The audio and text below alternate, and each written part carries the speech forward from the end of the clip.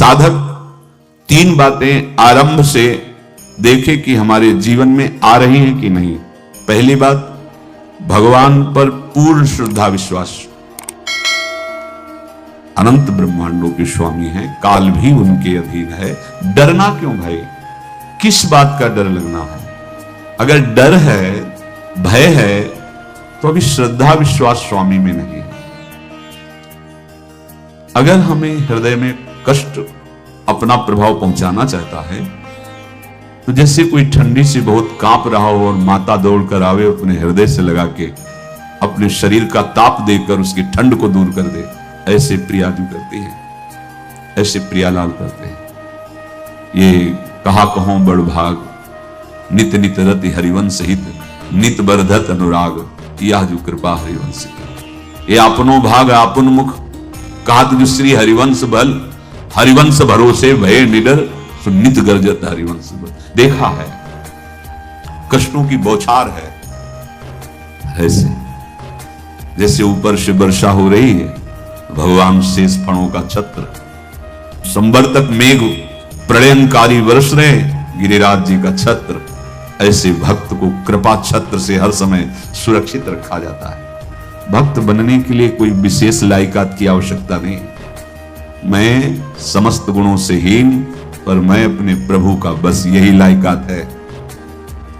प्रभु की सिवा यदि आपका कोई अन्य आश्रय है तो आपको धोखा लगेगा। नहीं तो सच्ची कह रहे हैं, इसी जन्म में निहाल हो जाओगे। एक बात केवल स्वीकार करो कि प्रभु के सिवा मेरा कोई नहीं, और है भी नहीं। स्वीकार कर लोगे तो तुम्हें अनुभव में आने लगे। हम प्रतिपल देखते हैं, प्रतिपल। वो केवल अपनापन चाहते, केवल अपनापन, कोई दूसरा नहीं होना चाहिए। बस कहां बाहर तो देखो आप सब हमारे हो, अंदर से आप सब श्री जी के हो और हम आपके सेवक हैं। बाहर से आप गुरु मानो, जो भाव मानो, वो आपको श्री जी जाने।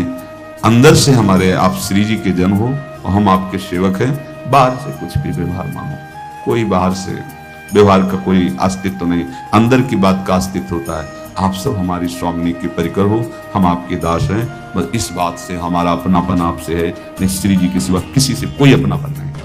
कि आप इसका प्रभाव समझिए। प्रभु को सिर्फ अपनापन चाहिए, सिर्फ अनन्यता। यदि उपासक में तीन बातें नहीं है तो अभी थोड़ी गड़बड़ी है। पहला, दृढ़ श्रद्धा विश्वास। दृढ़ श्रद्धा, अब नहीं, अब नहीं। अब तो हाथ उठने का समय आ गया। आप क्या, आप नहीं। अब गाहक मत फंसाओ, बाजार बंद करो, हाथ उठा लो, चलो अपने घर चलो। समय आ गया, घर चलने का समय है। नहीं तो कलयुग अपनी बाजार ऐसी फैला देगा कि भूल जाओगे कि घर भी जाना है। दूसरी बात, जो गुरु ने भजन दिया उसमें तत्परता, सच्ची मानिए। जीवन भर कभी इस प्रमाद को गुरु कृपा से आने का अवसर नहीं दिया गया कि चैन से सोए हों और चैन से खाए हों। पूरे जीवन कभी सुविधाओं को स्वीकार नहीं हुआ, पर साधन मार्ग में कभी भी शिथिलता नहीं हुई, तत्परता है। प्रभु पर पूर्ण श्रद्धा विश्वास और गुरु प्रदत्त साधन पर तत्परता। और तीसरा खास विषय, इंद्रियों से भोगों को न भोगना। तब ये जो रंग है परमार्थ का, तब अब दो चार माला के मनमानी आचरण किए, कहते हैं हमें भगवदानंद की स्फूर्ति नहीं होती। आपने रास्ता रखा है भगवदानंद का, बाजार लगाए बैठे हो अंदर हृदय में, अन्य आसों की, अन्य भोगों की, अन्य चाहों की, अन्य मान्यताओं की। अरे खाली करो, ये सब माया का खेल है। एकमात्र प्रभु, बस जब ठन जाएगी ये बात, अच्छा गौर से देखो क्या है। जब चलोगे तो क्या होगा, चलने की तो सोचो, उस दिन की सोचो जिस दिन चलना है, और किस दिन चलना है पता ही नहीं है। तब तो और होश में हो जाओ। आपको कोई भी यहां सहयोग देने वाला नहीं, कोई भी वस्तु आपकी नहीं, कुछ भी आपके साथ नहीं जाएगा। तो होश में हो जाओ, संभाल लो, आगे की गति मत बिगाड़ो। तीन बातों पर ध्यान दीजिए, श्रद्धा और विश्वास अटूट अपने इष्ट पर। दूसरी बात, हमारे हृदय में जो गुरुदेव ने उपासना का बीज रोपण किया, तत्परता। देखो आपको हृदय की बात कहता हूं, माया के पास केवल प्रलोभन है, ये सुख में बांधती है। सुख का प्रलोभन अच्छे से सजा के पेश करके देना, साधक को भ्रष्ट करना, ये इसका स्वभाव है माया का। माया किसी व्यक्ति का नाम नहीं, किसी शरीर का नाम नहीं। भगवद विमुखता जिस वस्तु व्यक्ति स्थान से हो वही माया है। माया का मतलब थोड़ी जैसे कोई स्त्री शरीर पे आरोप कर दे या पुरुष शरीर पे आरोप कर दे ये तो माया है, तो और क्या है? मैं, मोर, तोर, तय और जहां तक इंद्रियां जाएं, जहां तक मन जाए, सब माया ही है। इसको देखा है भगवान के पार्षदों ने। ये क्या करती है? चमकीली लेबिल लगाकर, सुख का चारा डाल करके जीव को बांधती है। इससे सुख मिलेगा, बहुत सुंदर है ये वस्तु, ये शरीर, ये व्यक्ति, ये स्थान, ये पद, इससे वो बांधती है। विवेक ऊपर की लेवल का तत्काल ऑपरेशन करता है, वो आंतरिक विषय पर दृष्टि डालता है तो सब खोखला निकलता है, बाहर निकल क्रॉस कर जाता है। वो विवेक, मोह भ्रम भागा, तब सब विषय विलास विरागा। अज्ञानी उसी आकर्षण सुख में बंध जाता है, और सुख तो था नहीं, बंधन इतनी जोर का हो गया, अब मुक्त हो सकता नहीं, तो उसके हृदय में लगता है इसके बिना जी नहीं सकते, इस नशा के बिना, वस्तु के बिना, व्यक्ति के बिना। और एक सूक्ष्म बात, वो जब आपको सुख देगी तो आपको स्वतंत्रता का आभास कराएगी, और जब आप उसको छू लेंगे तो आपको परतंत्र बना देगी, भयभीत कर देगी। तो आप डाउन होकर के अपने अस्तित्व को मिटाकर पूरा जीवन बर्बाद कर देंगे। इन शब्दों को लिख लो, अपने हृदय में लिख लो। माया सुख में बांधती है नहीं उसके पास सुख। जिसे तुम सुख समझते हो वो सुख नहीं, बिल्कुल सुख नहीं, वो सुख की छाया है, तुम्हें समझ पड़ती नहीं, ये गिरधर की माया है। उस सुख का बंधन, आप देखो कुछ भी क्रिया करते हो माया जनित, तो प्रलोभन होता है सुख मिलेगा, और जिस समय सुख मिलने के लिए आप लालायित हुए, उस समय सुख भोगने की स्वतंत्रता आपको दे देगी। लो, आप समझ रहे हैं हम स्वतंत्र स्वामी होकर सुख भोग रहे हैं? नहीं, अब भोग लिए ना, अब गुलामी उसकी सहो। अब तुम्हें वैराग्य हो रहा कि मैं नहीं भोगूंगा, उसकी दृष्टि बदलेगी। समझ रहे हो? अब आप अपने आप को पूरे शरणागत कर दिए, हर तरह से तुम्हें बांध करके भगवत विमुख करके नष्ट कर देगी। ये बात अच्छे से समझ लो, अच्छे से। इस सुख का प्रलोभन देकर बांधती सुख है नहीं, क्योंकि आप उपासक हो। जब सुख में उतरोगे तो कितने दिन फिर आपको घृणा होगी कि अरे धिक्कार हमारे जीवन, फिर लौटने का चांस नहीं रहेगा। ध्यान से सुन लो, लौटने का चांस नहीं देगी माया। तुम्हारी ऐसी आंतरिक कमजोरी हो जाएगी, ऐसी वृत्तियां कमजोर हो जाएंगी कि तुम उस माया के इशारे पर नाचोगे, उसके विपरीत तुम बोलने की भी ताकत नहीं रख सकते। मान लीजिए, विषय चुगा जिन चुगे, कचुक चुगत सुख होए, फिर जो फांसी ऐसी लगे, तेसम दुख न को, ये अनुभवी महापुरुष रसिक शेखर श्री ध्रुवदास जी महाराज कह रहे हैं। तो तीसरी बात का संयतेंद्रिय, दृढ़ श्रद्धा विश्वास भगवान पर, गुरु प्रदत्त प्रबल साधना में तत्परता, और इंद्रियों की गुलामी कभी स्वीकार न करना। जीवन में ध्यान रखा जाए, केवल प्राण पोषण शरीर के निर्वाह के लिए जो निरपेक्ष भाव से मिले उसे स्वीकार करो, अन्यथा ये प्रलोभन सुख का देकर माया तुम्हें बांध लेगी और फिर तुम्हें अधीन कर लेगी।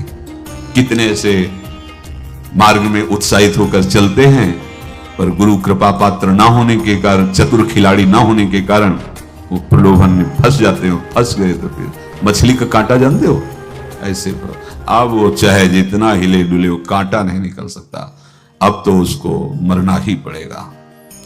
ये जन्म बर्बाद ना हो, आप सबसे प्रार्थना है। बहुत ही अपने घर की जैसी बात होती है। इसका कार्य है माया का, सुख में बांधना, सुख के प्रलोभन से, और आपको सुख भोगने के लिए स्वतंत्रता देना। आप उस स्वतंत्रता से सुख भोगे कि न जाने कितने जन्मों की परतंत्रता तुमने स्वीकार कर ली। अगर इस रहस्य को जान जाओगे तो डरोगे। ये डरे डर हरिवंश ही। श्वास जैसे मनुष्य स्वाभाविक लेता है, खाते पीते सोते चलते उठते बैठते बात करते हंसते सब अवस्थाओं में आप श्वास नहीं लेते, स्वाभाविक आ जा रही है। ऐसे ही श्वास प्रश्वास अपने आराध्य देव के स्मरण का अभ्यास बना लो। अभ्यास योग युक्त चेतसा नान्यगामिना। और जैसे तनिक भी श्वास रुकी तो घबराहट, बेचैनी, परेशानी आ जाती है, ऐसे ही श्वास प्रश्वास यदि नाम से खाली जाने लगे तो घबराहट, परेशानी, जलन पैदा होनी चाहिए। तब आप उपासक माने जाएंगे। क्या ऐसा हो रहा है? क्या हृदय की ऐसी स्थिति है तो धन्यवाद, नहीं है तो इसी की प्राप्त करने के लिए प्रियाजू ने हमें अपने मार्ग में घसीटा है, चाहे वो गृहस्थ हो चाहे वो विरक्त हो। यदि श्वास प्रश्वास में नाम न हुआ तो तुम्हें घबराहट होनी चाहिए। भूरी सखी जी कहते हैं कि मेरे जी में बड़ी घबराहट होती है, ऐसे जी घबरात। भूरी सखी जी कह रहे हैं श्वास नाम दो बिलक चलत है, इनको भेद न मोको भावे। मुझे बहुत घबराहट पैदा हो रही। प्रिया जो से कह रहे हैं कि श्वास प्रश्वास में नाम का क्रम नहीं बन पा रहा, टूट रहा है, मुझे ऐसा अच्छा नहीं लग रहा।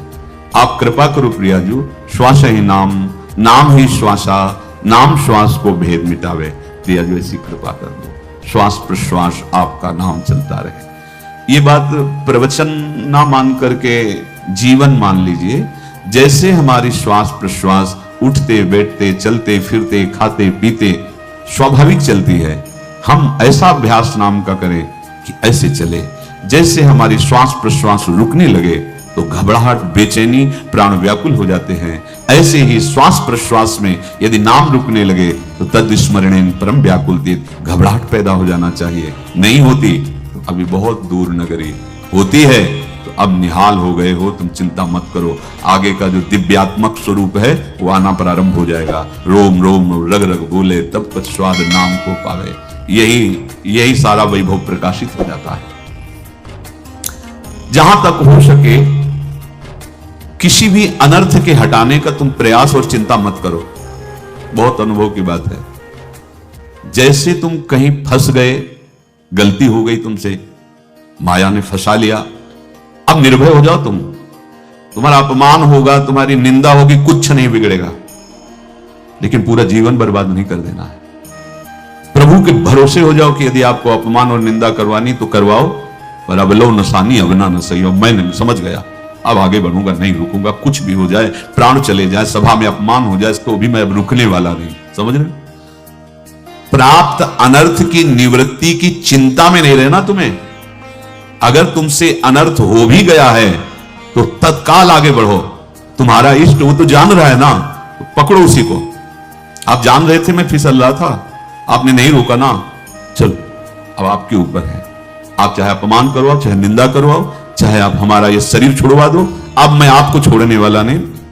बिल्कुल ये बात पकड़ लेना। ये जीवन में कई बार ऐसे अवसर आते हैं जहां हमारी भक्ति को बाधित करने के लिए माया ऐसे कांटे फैला देती है और हम असमर्थ हो जाते हैं, हम दब जाते हैं। कुछ गड़बड़ नहीं होगा, मृत्यु से ज्यादा कुछ गड़बड़ होने वाला नहीं। जो गड़बड़ हो गया अब दोबारा होगा नहीं, और उसमें हम दबेंगे नहीं, हम उसे क्रॉस करके आगे बढ़ेंगे भगवत मार्ग।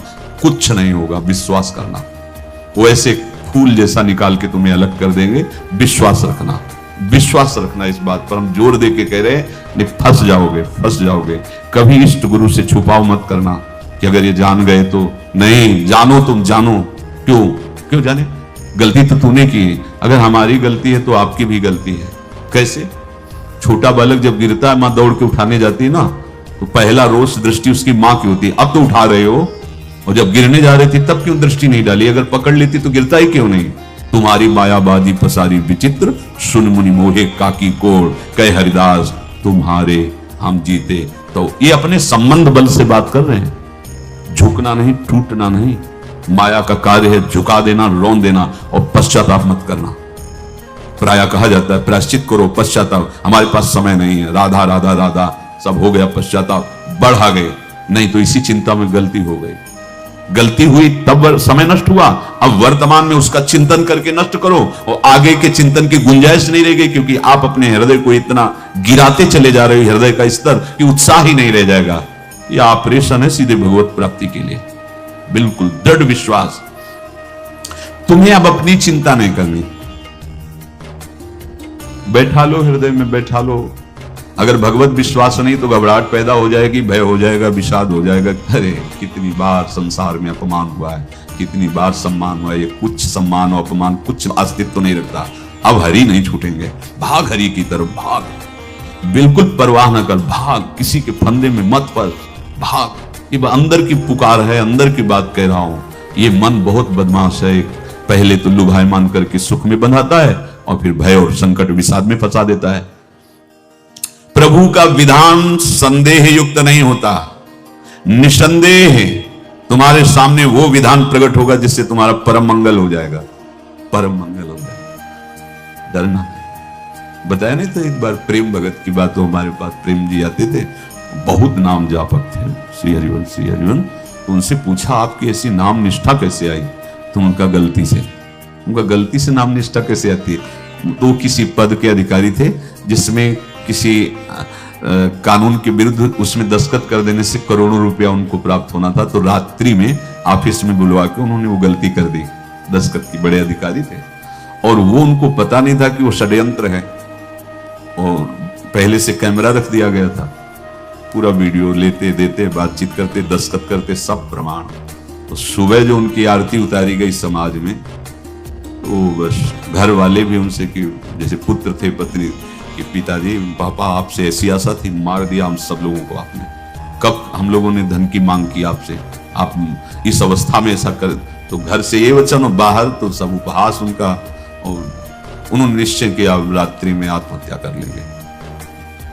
कर्म बड़ा विचित्र होता है। पर वो वृंदावन पहले से आते थे और हरिवंश उपासकों से मिलते रहते थे, गुरुदेव भगवान से भी उनका परिचय था। गलती किसी से भी हो सकती है, चूक है, यही तो है ना, कंचन कामिनी कीर्ति, कहीं भी लुभायमान। शायद उनके मन में लगा होगा कि दस्तखत कर लेंगे और मिल जाएगा, वृंदावन वास करेंगे, झंझट छूट जाएगी, कुछ ना कुछ ऐसा आया होगा, क्योंकि वो अधार्मिक प्रवृत्ति के नहीं थे, पर क्रिया तो हो गई ना, वो षड्यंत्र था वो। उन्होंने सोचा रात्रि में अब हम प्राण त्याग करेंगे। धाम आना और रसिकों के संग के प्रभाव से एक दिव्यता प्रकट हुई। वो सबके सामने सोने का नाटक करके लेट गए, तो परिवार वालों, नजर तो सबकी थी कि विकसित है, परिवार वालों को लगा सो गए। तो रात्रि जब सोए थोड़ा ऐसे, तो वास्तविक नींद आ गई, और स्वप्न में देखा कि कोई उनसे कह रहा, देखो तुम्हारे सिराने सेवक वाणी रखी है, इसको पकड़ो, मरने की जरूरत नहीं, सब ठीक हो जाएगा। जगह तो सेवक वाणी सिराने रखी हुई थी, जैसे एक भक्त को तुलसी दल नामक ग्रंथ सिराने रखा। अरे अलौकिक शक्ति संपन्न भगवान और भगवान के पार्षद है। बस सब बात हट गई, और उनकी जिह्वा और उनके मन ने, जैसे ना मरने वाले को प्राण मिल जाए कि भाई प्राण रक्षा, ऐसा को श्री हरिवंश श्री हरिवंश। हमारे रसिक समाज में जब वो आते थे, उनका अच्छा सम्मान होता था, तेजों में चेहरा, वयोवृद्ध शरीर, श्री हरिवंश श्री हरिवंश, ऐसे चलता रहता, बात करते और श्री हरिवंश श्री हरिवंश, ऐसी नाम में रति देखी। देखो ना क्या हुआ, क्या हुआ, घटना क्या थी, दृश्य क्या था, जीवन बिल्कुल व्यर्थ हो क्या गया, लोक सम्माननीय जीवन बन गया, महात्मा बन गए और भगवत प्राप्त हो गए हैं, उनका शरीर छूट गया है। तो यहां कह रहे हैं कि तुम्हें किसी भी हेतु से अपनी चिंता नहीं अब करनी। प्रभु का विधान निसंदेह परम कल्याण में होता है, तुम्हें संदेह नहीं करना। कड़ुआ हो सकता है, लेकिन अवसर तो मिल जाएगा श्री जी की तरफ भागने का। हम अपने को अच्छा साबित करने के लिए पूरा जीवन लगा दें, नहीं भाई, हम नीच आचरण वाले पर भागेंगे प्रभु की तरफ, लोक पावन करने वाले महात्मा बन जाओगे। सतरति सतरति शाह लोकांत, इसको बैठा लो, जीवन में काम आएगी, ये वस्तु काम आएगी, क्योंकि विपक्ष जोरदार है, माया कोई साधारण नहीं है। विश्वासी साधक का भगवान स्वयं जुम्मा ले लेते हैं, विश्वासी साधक का भगवान स्वयं।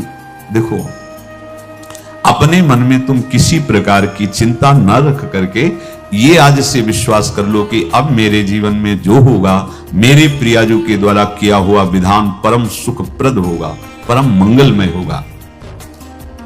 विश्वासी भक्त का जब ये स्वभाव निश्चय हो जाता है कि मेरे प्रभु जो करेंगे वो मंगल करेंगे, तो परिस्थिति बुरी दिखाई दे सकती है, परिस्थिति भयावह दिखाई दे सकती है कि अब तो सब गया, ऐसा लगेगा।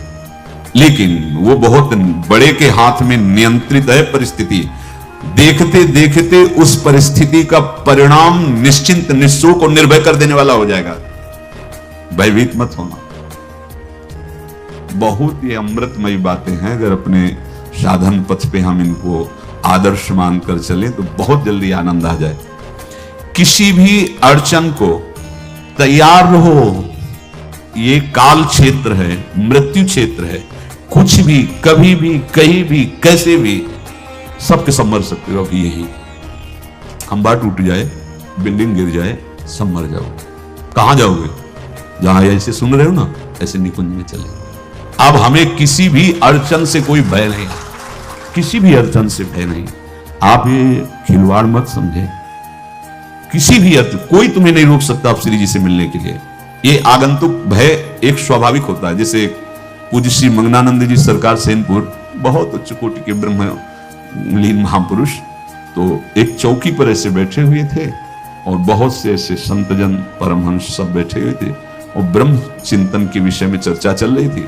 तो एक संत आगंतुक ब्रह्म आए ऐसे गंगा किनारे। तो उस समय स्वामी जी कह रहे थे मंगनानंद जी कि एक होता है विचार भय, वो संतों में कभी नहीं होता है, और एक होता है तात्कालिक भय, वो सबको व्याप्त हो जाता है।